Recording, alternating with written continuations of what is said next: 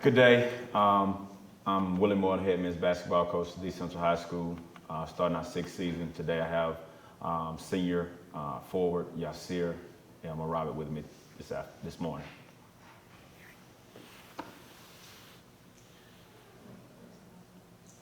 We're ready when you are.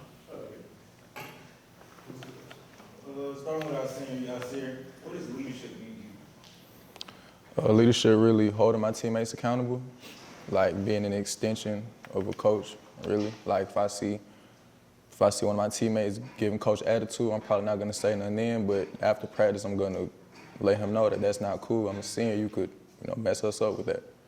So really just holding my teammates accountable, really. Coach, what goals do you have for your team this year? And how do you plan to achieve them? Sorry. Okay, go ahead. What goals do you have for this season, and how do you plan to achieve them? Well, the ultimate goal is to make the playoffs, and the way we're going to achieve that is get 1% better every day. A lot of people think you can get better over, like 100% better every day, but 1%, if you add 1% every day, you're going to continue to improve. Got a young team this year, had 10 seniors last year, so got a lot of growing to do, and so just continue to work every day, build on what we have started in the preseason, and continue to grow each and every day to bring some success. What's your personal goal? How do you plan to achieve your personal goals this season? Really, my personal goal is to make a deep run in the playoffs this year. And like Coach said, get 1% better each day. If you get a little better at something over a course of like a month, you're gonna improve a lot. So that's really how I plan on going there. Yasir, as a senior, how do you plan to step up and take upon that role? How do you plan to? What kind of footprints do you want to leave behind on the younger kids? I really just want people to, people are down us this year. A lot of people quit on us this year. We're going to be an underdog in a lot of games this season, so I really want people to look at me and this team as we persevered through a lot. We proved a lot of people wrong, so that's really the footprint I want to leave.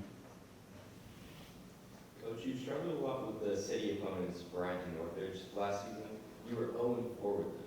How do you plan to compete and do better against them this season? Say that one more time. You were 0-4 with the city competitors, Northridge and Bryant, last year. How do you plan to work at doing better and competing against them more this year? Correction, we beat Northridge at home. But we are in a tough area. This is probably one of the toughest areas in the state, and so we're not shy about that. We're not feeling any kind of way about it. We're going to be ready, prepared to go. If you look at last season, we actually were in the area tournament, the number 4 seed, leading the number 1 seed, Paul Bryan, who was ranked in the top 10 throughout the whole year, leading them for 29 of the 32 minutes. Had a couple mistakes toward the end that cost us the game, and so those things play a really part in my brain, and so we're going to prepare better so that we can finish the game, because if we win that game, only God knows what could happen. So we're going to make some adjustments from what we did last year. Got a brand new group that's eager, that's fired up, ready to go to work, and so, hey, whatever opponent comes our way, we're going to be ready for it. Yasir, as you walk into a competitive game or a rival match, how do you stay focused, and what is your set mindset? My mindset really is to just stay calm, stay focused, because in environments like that, it's really easy to get rattled and get, knocked off your game. So really just focus on what I have to do, whatever plays I have to execute, and just lock in on that. Don't listen to the crowd. Coach, when you see your players doubting themselves or feel as if they're not at their best, how do you uphold them and make them feel better? So we have to remember the hard work that we put in when nobody's watching, nobody sees. And so I have to remember them when you get a down moment. Remember your training. Remember what you've been through all preseason. Preseason is never easy for us. And so just remember, there's a special day in our heart called October the 1st. And we have to remember October the 1st. You saw his head drop right there. He get a little excited about October 1st.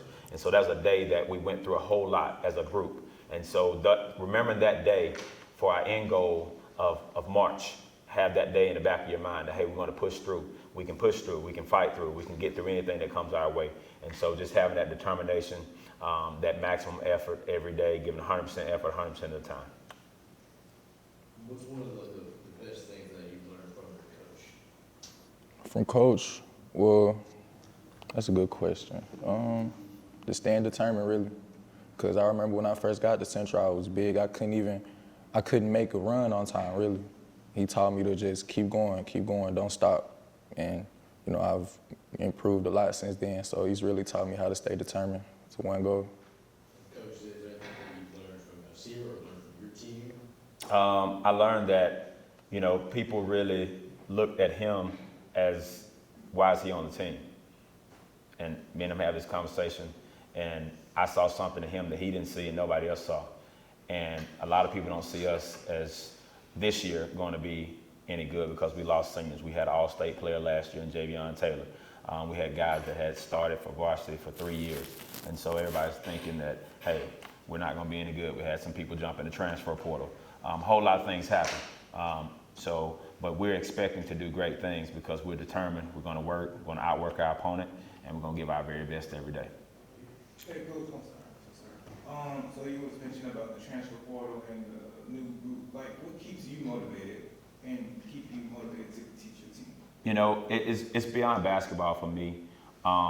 You know, my goal is to impart something into young men to make them better people, better basketball players, enjoy their time at Central and beyond basketball, because the ball's gonna stop bouncing for some sooner than later. And, you know, it's a life lesson. So we learn life lessons through the game of basketball. I'm just the person that's able to help teach them and mold them into the men that they want to be, the men that be productive citizens in not just this city, but throughout the state, throughout the country. Take a couple more, Coach. Okay, so Coach, what is something you've seen unique last year or last season in your play that you like to build and grow on this season? I saw when we went to Orlando and played in a tournament, there was teams from all across the country. And that group of individuals knew that it was going to be a tough task. We finished second in the tournament. Nobody really remembers that, but I remember us going down there and playing a team that finished in the Final Four in the state of Pennsylvania. And we played them the year before in the same tournament, and that coach said, hey, your guys got better. And that made me think, that's what we're supposed to do. And so I want them to see that we did have some injuries last year, but we still got it done with our best player hurt for 8 games. We still won some games. We won half of those games while he was out.